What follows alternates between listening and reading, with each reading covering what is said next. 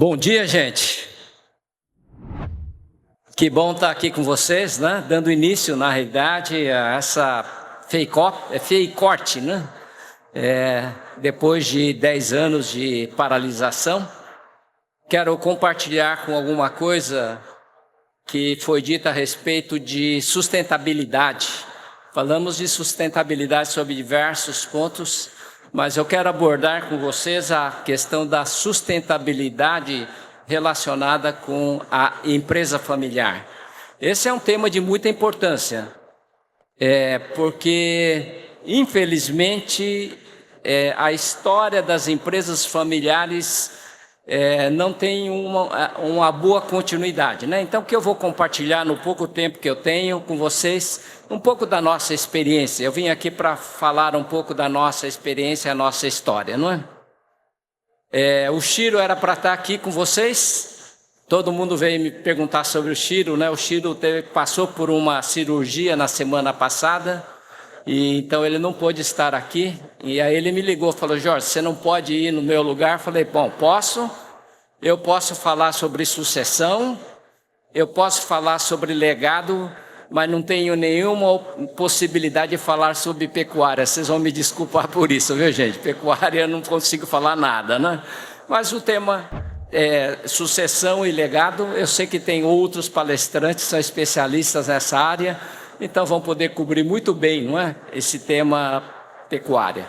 Deixa eu falar para vocês que o nosso aprendizado foi um aprendizado muito complexo, com muitas dores, com muitas dificuldades.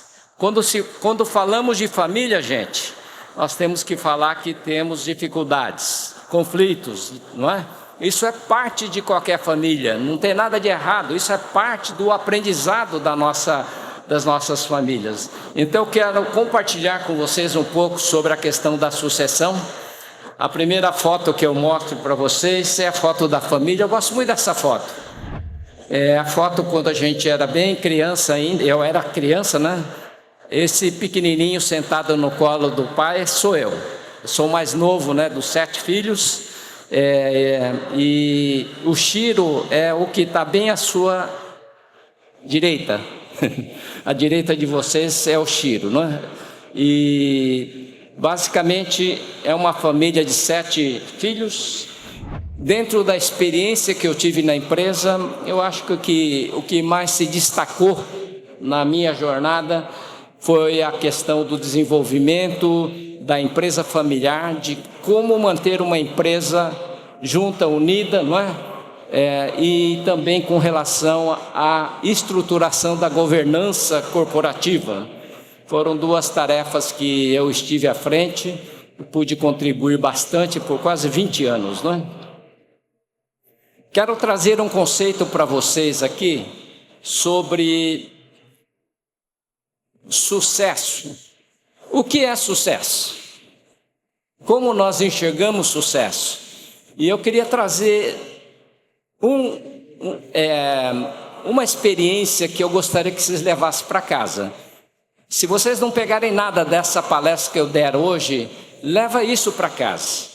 Sucesso, para ser verdadeiramente sucesso, ela tem que acontecer em 3 gerações.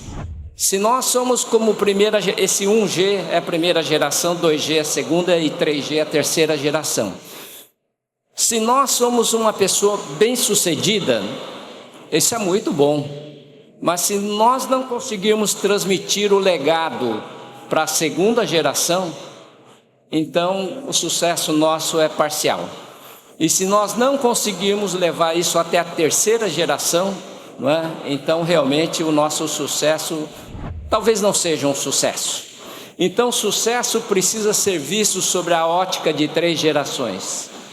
Eu aprendi isso através de um senhor, o sogro do meu irmão, um homem japonês, baixinho, pequenininho, e ele trouxe esse conceito. Então, quando eu penso hoje na vida, na evolução da nossa vida, eu sempre penso através das lentes de 3 gerações. Então, o sucesso pleno de uma pessoa é quando ele consegue iniciar alguma coisa, passar para a segunda e chegar à terceira geração. Quando isso acontecer, nós podemos sentir que fomos bem-sucedidos na vida. Enquanto isso não acontecer, eu acho que o sucesso da gente é um sucesso parcial, né? E é interessante que 3 gerações vivem, normalmente por um período do tempo, vivem juntos, não é? É muito comum a gente encontrar papai, o avô, pai e filhos, não é? É muito comum a gente encontrar 3 gerações vivendo na mesma janela de tempo. Então, sucesso, guarda bem, sucesso, para ser sucesso de verdade, ela tem que contemplar um olhar de 3 gerações. E quando a gente olha com essa lente, a gente passa a pensar diferente. A gente deixa de só ficar olhando para a gente mesmo, e a gente já começa a projetar para os nossos filhos e para os nossos netos. O simples fato de a gente começar a olhar essa dinâmica de que nós precisamos estar atento a próximas gerações, isso é fundamental para que a gente tenha sucesso. Eu vou dizer uma coisa para vocês: o Brasil poderia ir melhor do que ele está indo hoje, se as empresas familiares não tivessem tanto fracasso. Daqui a pouco eu vou falar sobre isso, mas sabe que menos de 10% das empresas familiares que foram estabelecidas pelo pai consegue chegar até a terceira geração.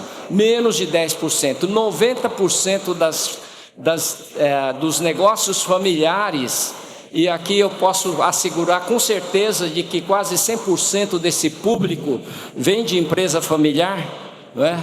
Eu posso dizer que o fato de nós não conseguirmos levar as coisas para frente, nem sempre é o negócio, mas principalmente o legado, aquilo que é importante que nós carregamos dentro da gente.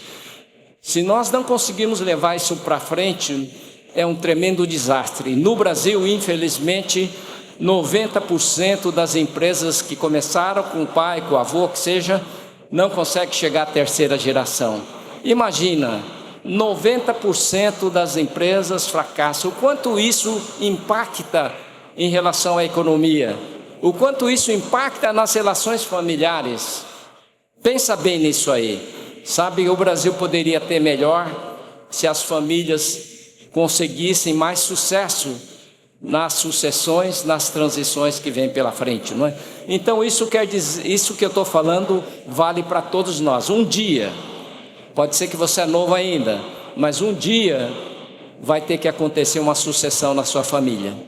Certamente vai acontecer, não é? Então esse é um primeiro recado que eu queria trazer para vocês, que sucesso precisa ser visto sobre a ótica de 3 gerações. Aqui estou mostrando, e quando eu estou falando de 3 gerações, aqui é um momento muito bacana, que eu pedi para o meu pai ter um papo com os seus netos, não é? E o meu pai então marcou um dia e nós tivemos uma reunião do vovô com os seus netinhos. E os netinhos ainda eram crianças, 10 anos, 12 anos, 14 anos, eram realmente ainda crianças.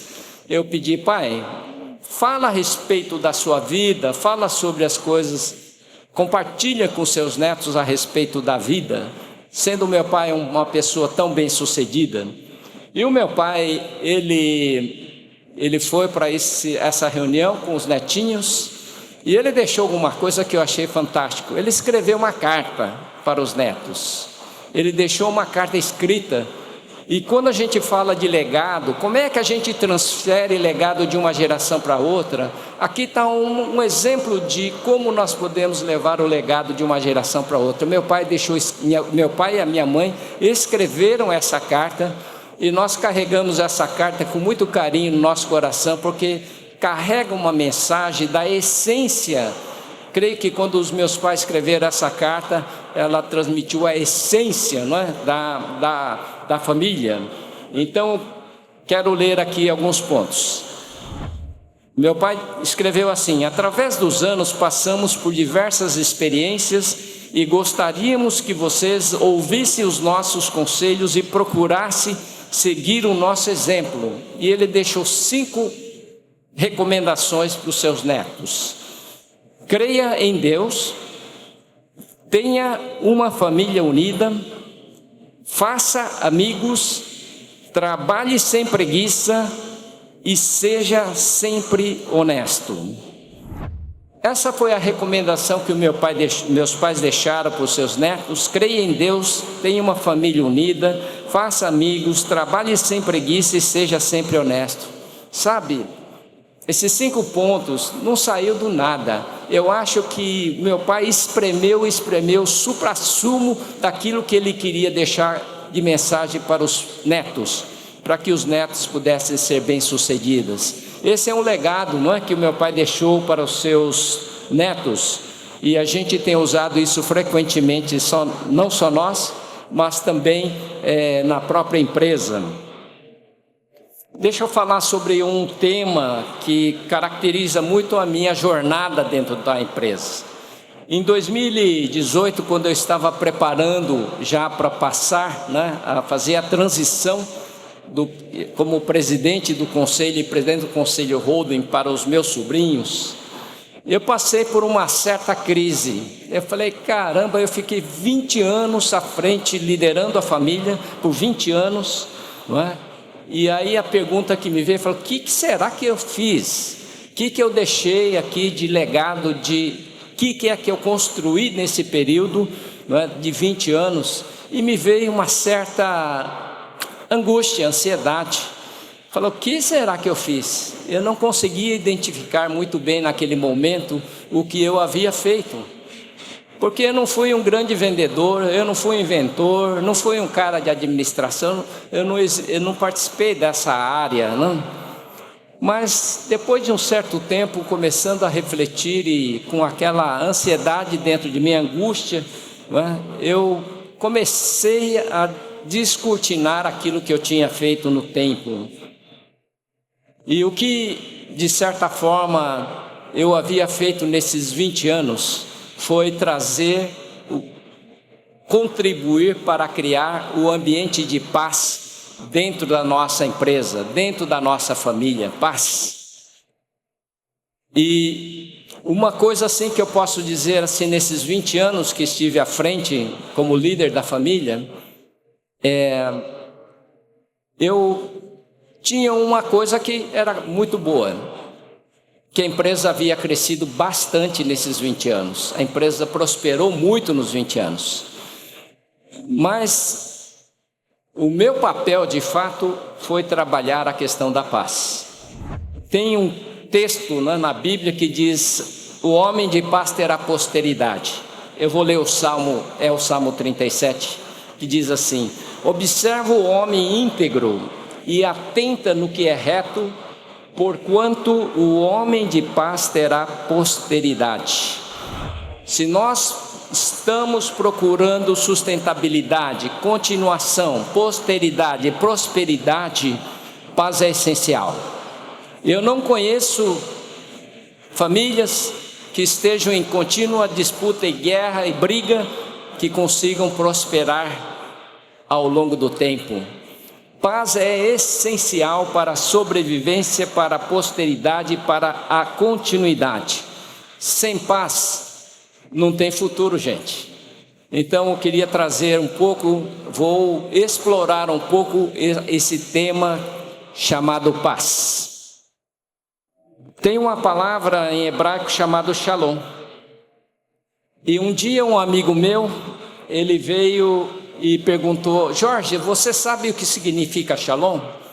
Eu falei para ele, sim, paz. Ele falou, não, mas você sabe a origem, a raiz, da palavra shalom? E aí então ele passou a me explicar, o que significava a palavra shalom. A shalom é formada por 4 símbolos, e no hebraico você lê da direita para a esquerda. A primeiro símbolo é a palavra shin. Shin é a imagem de um dente que esmaga e destrói. Shin significa destruir. Aí você começa a imaginar, fala, puxa, paz começa com a palavra destruir, que coisa interessante, O lamed, que é a segunda, é a imagem de um cajado de um pastor significa voz de autoridade. O Vav é a imagem de um anzol de ferro, significa conexão entre coisas. E Mem é a imagem de águas de um córrego, ou inundação, ou tsunami, significa caos. Então, quando você olha a palavra Shalom, você vai encontrar uma palavra que inicia com destruir e ao final termina com caos. Então, eu ajuntei essas palavras, não sei se é correto, mas para mim ela serviu muito bem para aquilo que a gente estava buscando. O Shalom eu traduzi como destruir o mal que provoca caos. Destruir o mal que provoca caos. Vê que interessante como na linguagem hebraica, paz não é nada daquela coisa de ausência de conflito, não é verdade? A gente acha que paz é quando não tem conflito, não é? É uma mentira falar que a ausência de conflito é paz, porque isso não é verdade. Todo mundo passa por conflitos, dificuldades, né? Então, destruir o mal que provoca caos, na realidade, é o significado da palavra Shalom. E aí então fica a nossa mensagem: estabelecer paz não é de graça. Estabelecer paz exige trabalho, dedicação, esforço para que a gente alcance. Destruir o caos é trabalhar para a eliminação do caos, não é? Então isso é um tema importante, não é, para que a gente possa trabalhar o conceito de Shalom. Mas aí tem uma outra palavra, que é a palavra inglesa chamada peace. E o peace foi muito bom para mim, porque o acróstico peace me ajudou a entender o que eu, de certa forma, tinha contribuído para trazer a paz para dentro da organização. O PIS começa com a letra P, que é propósito e visão de longo prazo. O propósito, gente, define a nossa identidade, quem nós somos. Cada um foi criado por Deus de uma forma única, uma identidade. Então, quem somos, o que fazemos na realidade, né? E a visão de longo prazo, propósito e visão de longo prazo, estabelece o destino, para onde nós queremos chegar, para onde estamos indo. Eu creio que todo ser humano precisa responder essas duas perguntas: quem eu sou e para onde eu vou, seja na sua vida pessoal, seja nos seus negócios. Quem eu sou como empresa e para onde nós vamos como empresa. É importantíssimo a gente ter isso em mente, porque a gente corre o risco de ficar perdido no meio do ar, sem direcionamento, não é? O E é estrutura de governo. Estrutura de governo é algo muito importante para estabelecer-te, eliminar caos. Você tem que saber onde você vai discutir os problemas, não é? Muitas vezes nós discutimos problemas da empresa no domingo, na macarronada do domingo, ou no cafezinho ao lado. Na realidade, nós temos que ser mais estruturados para endereçar, né, a questão onde que nós discutimos nossos problemas de família, de empresa. Temos um lugar certo para isso. A estrutura de governo é muito importante. Sabe que quando o meu pai começou a empresa, o meu pai, ele tinha mais ou menos ele carregava mais ou menos a figura de um rei. O rei é dono, ele manda em tudo. O rei entende das coisas. No caso do meu pai, ele entendia dos negócios e ele era o nosso pai. Essa era a figura do meu pai como um rei.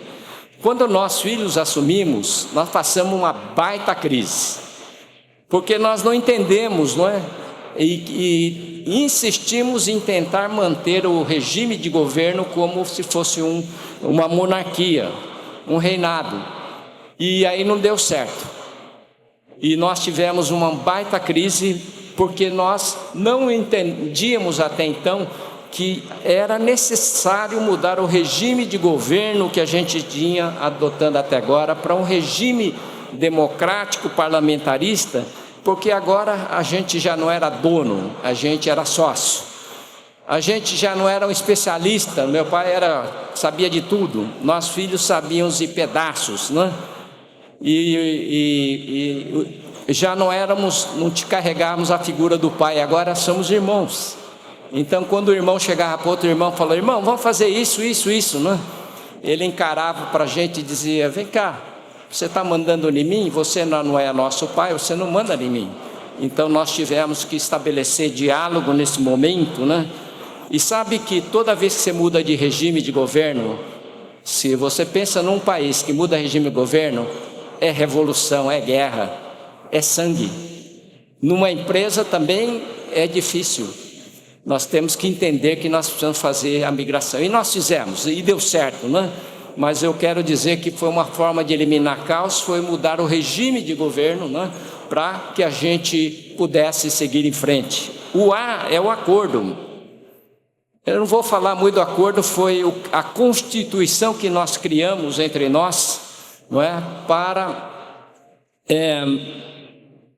sabermos o que nós estávamos de acordo e o que não estávamos de acordo. Apesar de sermos cinco irmãos criados pelos mesmos pais, gente, nós pensamos muito diferente. Nós temos personalidade diferente, não é? Então nós tivemos que escrever os pontos do acordo para que a gente realmente não batesse cabeça um com o outro, não é? E que eu quero falar aqui sobre o A do acordo é que ela foi fundamentada em cima de um conceito chamado amor. E nós, no meio de uma grande guerra que nós estávamos vivendo, uma crise entre os irmãos, meu pai chamou um japonês para ajudar a gente, porque meu pai ficou desesperado, que a família estava brigando, os irmãos estavam brigando, e ele não sabia mais o que fazer. Aí ele convidou o professor Kojima, um amigo do Japão, e foi muito interessante o que o professor Kojima fez. Ele veio e trouxe uma mensagem, falou: estive pesquisando e quero falar para vocês sobre uma mensagem. Aí ele começou a ler a mensagem, e a mensagem dizia mais ou menos assim: o amor é paciente, o amor é bondoso, o amor não guarda rancor, o amor tudo sofre, tudo crê, tudo espera, tudo suporta. O amor nunca acaba. Esse senhor Kojima trouxe uma mensagem de que amor não é sentimento volúvel. O amor maduro é um sentimento que tem que ter paciência, tem que suportar, tem que aguentar as dificuldades, não é? Assim, então, ele trouxe a primeira mensagem. Depois ele fez uma outra coisa que foi definitivo para estarmos aqui hoje. Ele fez uma proposta de pacto de unidade. Falou: vocês são irmãos, que tal fazer um pacto de unidade? O nosso coração naquela época estava sangrando de dor, mas ok, vamos fazer um pacto de unidade, não é? E nós fizemos um pacto de unidade que temos mantido até agora. Foi muito importante. O pacto significa, passamos muitas dificuldades no meio do caminho, mas por causa do pacto nós decidimos e continuamos juntos até agora, né? O Core Values é sobre os valores fundamentais. Eu acho que não vale nem a pena eu explorar aqui, só falar de valores, dar uma palestra inteira, não vou falar sobre isso. E por fim, o equilíbrio espiritual e emocional. O equilíbrio espiritual e emocional tem a ver com o amor, que eu falei para vocês, mas sobretudo o perdão.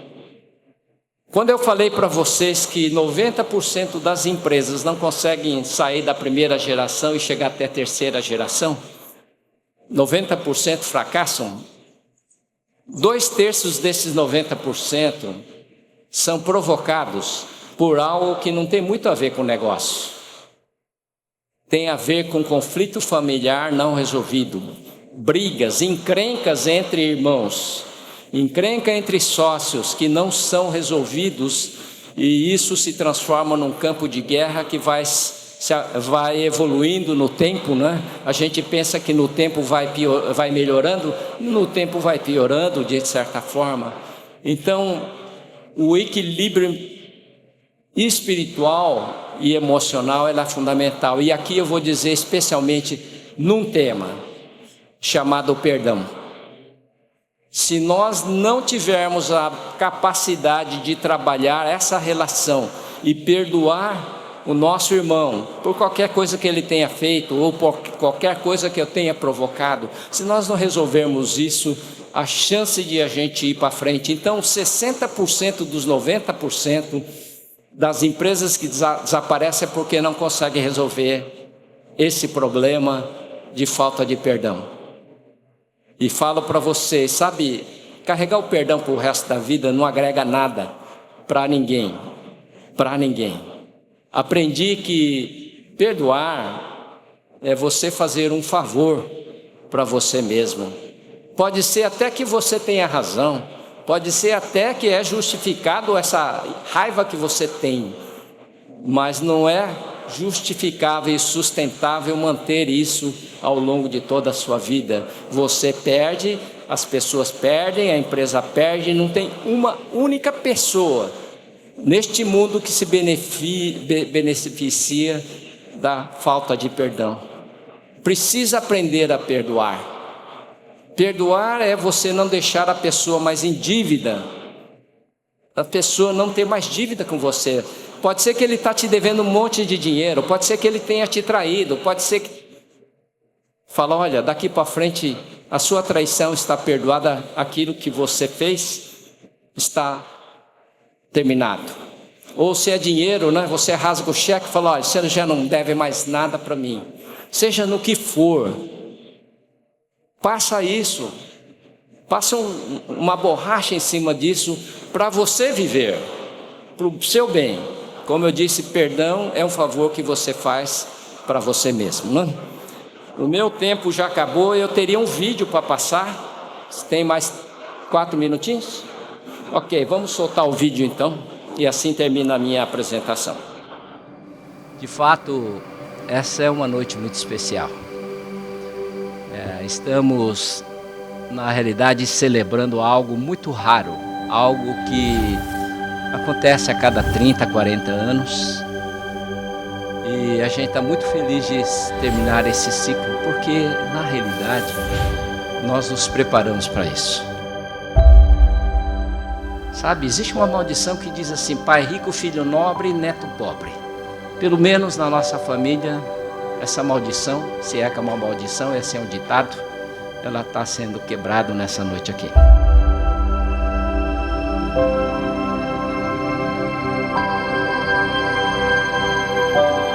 A primeira geração fechou com sucesso o seu ciclo. O Sr. Nishimura fez isso muito bem. Hoje, a segunda geração está fechando com sucesso o seu ciclo. Quero convidar então a segunda geração, dizendo que nós estamos transferindo as responsabilidades, né, da segunda geração para a terceira geração, mas é um trabalho inacabado, ainda não está acabado. Nós estamos assim oficialmente, né, publicamente, transferindo a responsabilidade dos destinos dessa organização para a terceira geração. Nós queremos, nesse ato, abençoar a vocês. Abençoar significa liberar para prosperar. Senhor nosso Deus, colocamos humildemente na Sua presença para invocar a Sua bênção a esta terceira geração que está assumindo a sua função. Oramos para que o Espírito Santo esteja conduzindo suas ações, a fim de que sempre esteja em conformidade com a sua palavra. Em nome de Jesus. Amém. Sintam-se abençoados.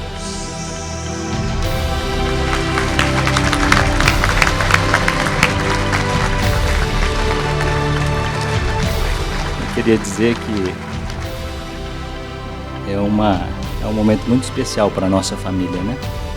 Gostoso, né? A gente chegar nesse momento aqui, um momento em que a gente, como família, está tão em paz e que a gente possa fazer uma transição dessa com um ambiente tão, acho que tão sincero como esse.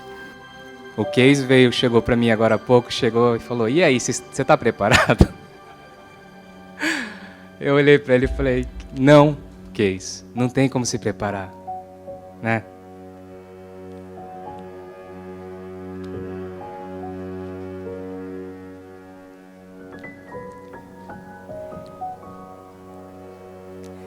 Como que você se prepara para calçar os sapatos?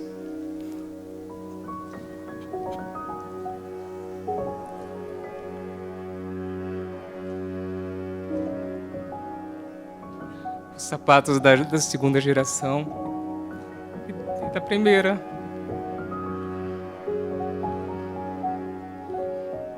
É uma grande responsabilidade, gente. Nós queremos agradecer primeiramente a Deus, que tem nos abençoado demais.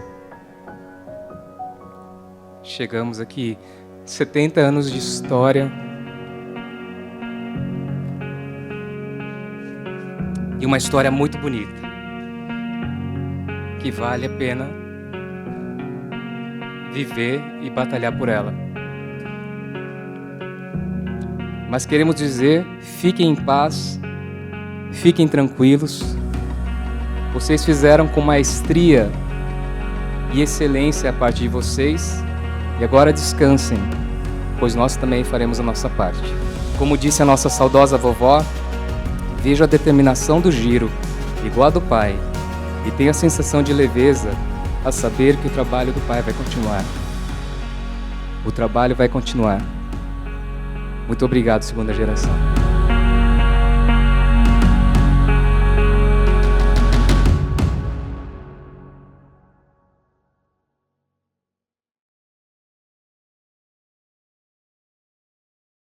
Obrigado. Termino a minha apresentação com esse vídeo. Muito obrigado pela atenção de todos vocês. Deus abençoe a todos, viu?